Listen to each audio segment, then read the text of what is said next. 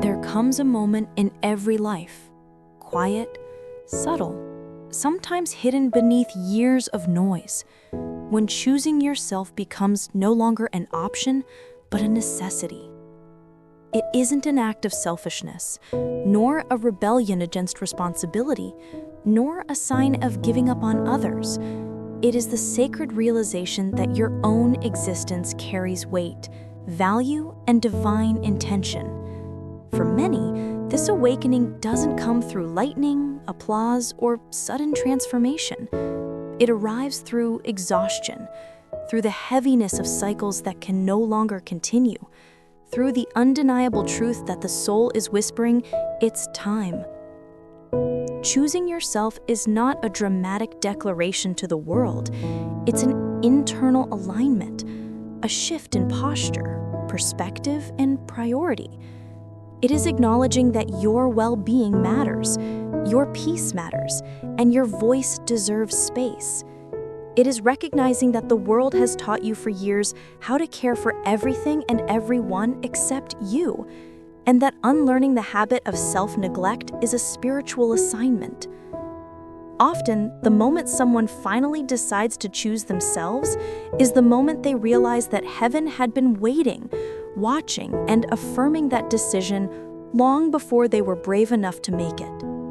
This choice begins with awareness. Awareness that something in your life has been draining you more than it has been building you. Awareness that the patterns you keep repeating no longer match the person you are becoming. Awareness that carrying burdens you were never meant to hold has kept you anchored in place. And awareness that valuing yourself is not arrogance. It is alignment with the purpose you were created for. For years, people learned to silence their inner voice for the sake of keeping peace or meeting expectations.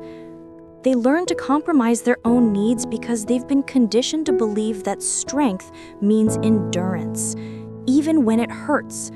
But endurance without boundaries is not strength. It is survival, and survival is not the same as living. Many don't realize how heavy their life has become until they imagine what it would feel like to breathe freely, think clearly, and stand firmly in their own truth.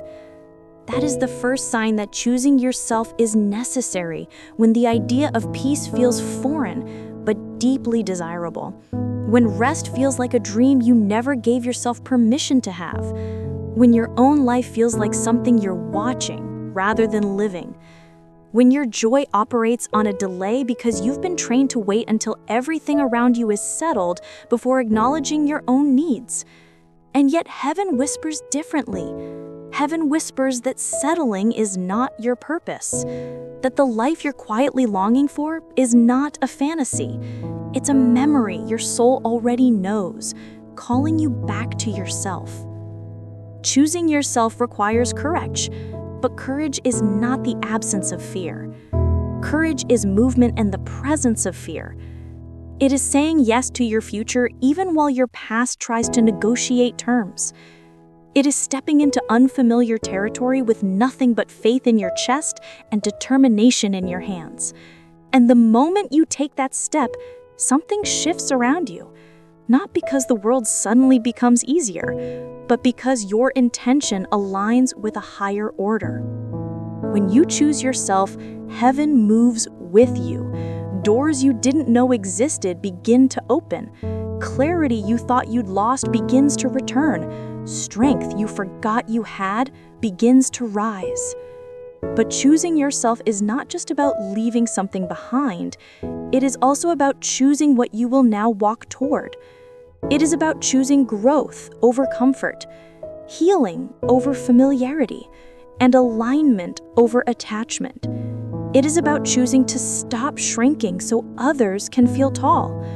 It is about choosing to stop apologizing for your own needs. It is about choosing to live with a level of honesty that no longer betrays your own heart.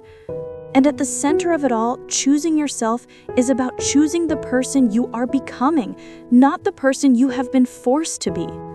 Too many people stay trapped in old identities because they fear disappointing others. They fear becoming unrecognizable to those who benefited from their silence. They fear the loneliness that comes with elevation. But what they don't realize is that elevation is not loneliness.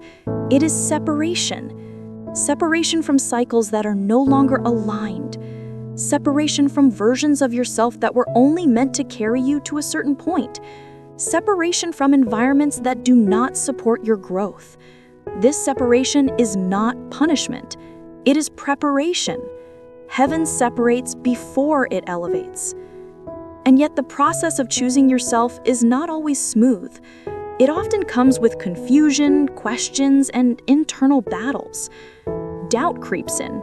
Old patterns attempt to resurface. Voices from your past echo in your mind, reminding you of why you tolerated so much for so long. You will question whether choosing yourself is worth the upheaval. You will wonder if the price is too high. You will feel the pull of familiarity urging you to return to what is known. But every time that doubt appears, something deeper reminds you that staying where you are costs even more. The price of self-abandonment is far greater than the price of change. Slowly, choosing yourself becomes an act of discipline. You begin to recognize when your spirit feels off. You become honest about what drains you and what nourishes you. You begin to filter your decisions through the question, does this honor me? This is not selfishness. This is stewardship. Stewardship of your energy, your purpose, and your mental and emotional capacity. You start to notice that the people who truly value you respect your boundaries, celebrate your growth, and support your evolution. Those who do not were never meant to stay beyond the season they served. And then something miraculous begins to happen. As you choose yourself, you begin to see yourself differently. You begin to remember who you were before life convinced you to shrink. You begin to realize that the strength you thought was gone was merely buried. You begin to sense a quiet confidence growing inside you. Not loud, not boastful, but steady and unmistakable. You realize that choosing yourself is not an act of rebellion, it is an act of return. A return to worthiness, to identity, to purpose, to the truth heaven placed inside you from the beginning. And that truth, once awakened, cannot be unknown. And as this awakening unfolds, you discover the most profound revelation of all. Choosing yourself is not a one-time decision. It is a daily practice, a lifelong commitment to living in alignment with who you were created to be, even when the world around you tries to pull you back into old patterns.